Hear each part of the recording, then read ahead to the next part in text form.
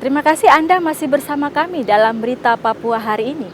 Untuk Anda yang baru saja bergabung, kami akan menyajikan kembali 3 berita utama.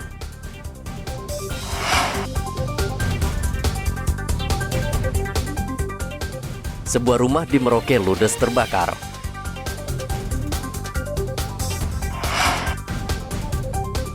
Petugas Bandara Merauke gagalkan penyelundupan 50 burung cendrawasih ke Jayapura.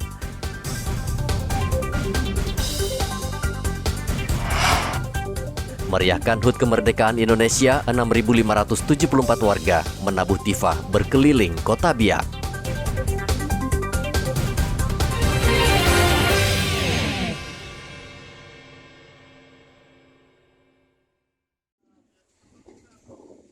Petugas Bandara Mopah Merauke berhasil menggagalkan penyelundupan 50 ekor burung cendrawasih yang rencananya akan dikirim ke Jayapura dengan menggunakan jasa pengiriman paket.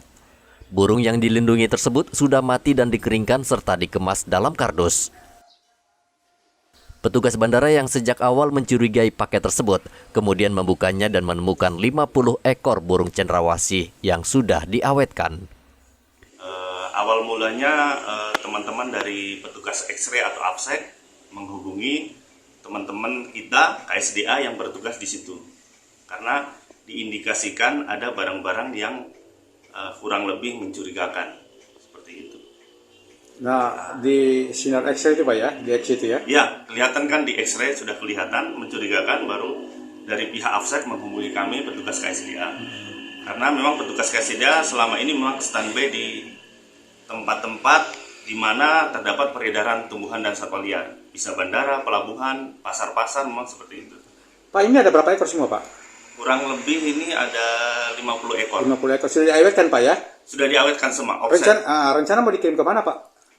Kalau berdasarkan laporan dari teman-teman di LK memang mereka belum menyebutkan rencana dikirim kemana, tetapi kalau dari alamat, terus tujuan yang tertera dalam karton kemas pengirimannya mereka itu ke Jayapura. Ke Jayapura Pak ya? Jayapura.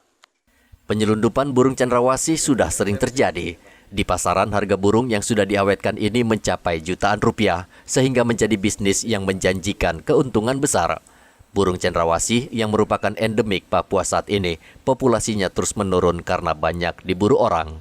Muhammad Ridwan melaporkan dari Merauke, Papua.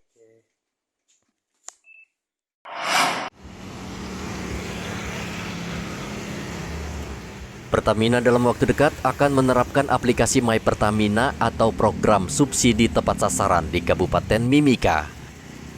Namun tidak sedikit warga yang menolak aplikasi ini, khususnya sopir truk atau angkot yang tidak memiliki telepon pintar berbasis Android.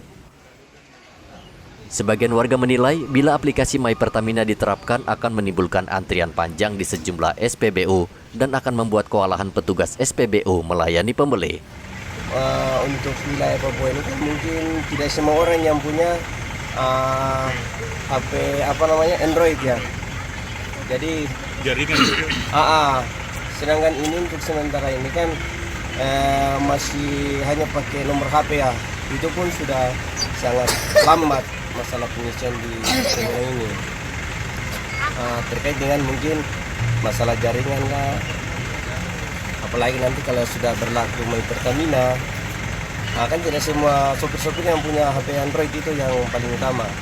Kemudian juga mungkin kalau berlakunya nanti My Pertamina kan otomatis antrian semakin panjang dan itu sangat mengganggu masyarakat umum. Nah, seperti itu. Di sore nanti jam 10 baru dapat. 10 malam? Sekarang jam 5 sore sudah masuk di Pertamina. Nanti jam 10 pagi baru dapat. Nah, kadang juga kita masuk jam 2 malam, nanti jam 12 baru dapat. Itu pun kalau kita kebagian. Tapi kalau kita masuk sudah agak pagi, masuk di Pertamina, otomatis kita sudah kebagian. Akhirnya kita lari ke sana kemari cari solar. Itu belum berlakukannya My Pertamina ya? Itu belum berlaku My Pertamina, itu baru nomor HP Pak. Karena otomatis juga kalau saya lihat di tim ini kan untuk biosolar ini hanya katanya 4 ton penjualan dalam satu hari. Nah kalau kita pikir kalau saya pribadi saya lihat proyek di Timika ini untuk sekitar kurang lebih 400 unit. Nah, tinggal dibagikan aja Pak, kalau 400 unit, kalau cuma 4 ton mana lagi untuk es, mana untuk mobil kecil. Namun tidak sedikit pula sopir yang mendukung program ini. Artinya kita ikut apa yang berlaku saja. Kita ikuti saja kalau yang ada. Soalnya kemarin kan karena sudah arahan, kita daftar di terminal baru di sana. Pengendara meminta agar pemerintah tidak terburu-buru menerapkan program ini di Timika. Antrean panjang kendaraan masih terlihat di Mimika. Antrean terjadi karena hampir 6 SPBU di Timika setiap hari hanya dijatah 8.000 kiloliter untuk BBM jenis biosolar. Dari Mimika, Papua, Igobat Momolin melaporkan.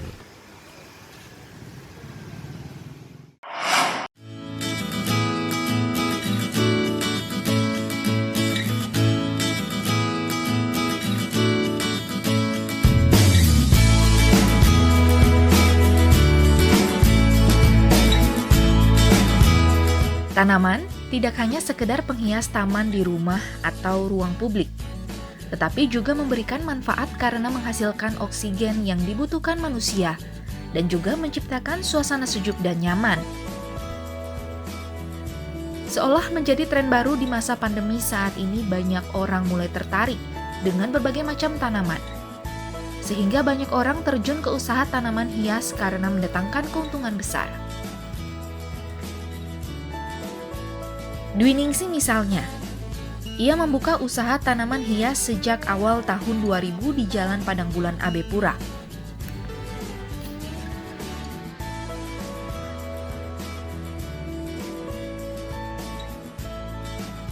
Berawal dari hobi, kini Dwi mampu meraup keuntungan hingga ratusan juta rupiah karena sejak pandemi COVID-19 omsetnya meningkat pesat.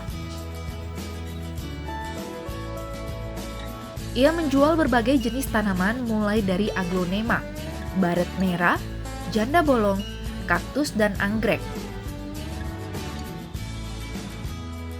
Dwi juga menjual 2 tanaman khas Papua, yaitu tanaman kris Papua dan anggrek Papua.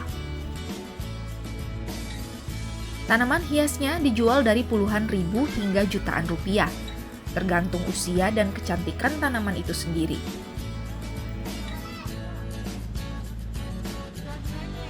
Saat ini Dwi mengaku kewalahan melayani pembeli di masa pandemi ini, karena banyak pembeli yang datang untuk mencari berbagai jenis tanaman. Kadang-kadang kita beli bunga sekarang lagi melonjak, terus bunganya kita kan nggak mungkin jual dengan secepatnya habis ya, pakai aja waktu ya, mungkin 2-3 tahun baru habis. Nah, sekarang kita belinya 10.000, tiba-tiba tahun depan udah jadi 3.000 itu situ, tapi ada seninya gitu. Kita nggak ada rasa rugi gitu, enggak, cuman ada seninya aja gitu.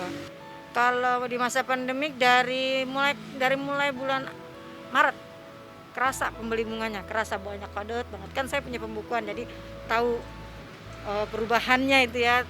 Oh begini. Dan memang selama ini juga pembeli juga pada komen, makin gede ya, makin banyak ya. Berarti kan ada perubahan di situ gitu. Berarti ada penambahan stok tuh. Berarti ada yang peminatnya makin banyak. Kalau banyak stok berarti banyak peminat. Gitu. Bila sebelum pandemi Dwi bisa meraup keuntungan jutaan rupiah per bulan, kini setiap bulan pendapatannya mencapai puluhan juta rupiah. Dwi bisa dikatakan sudah bisa menikmati hidupnya dari usaha tanaman hias ini.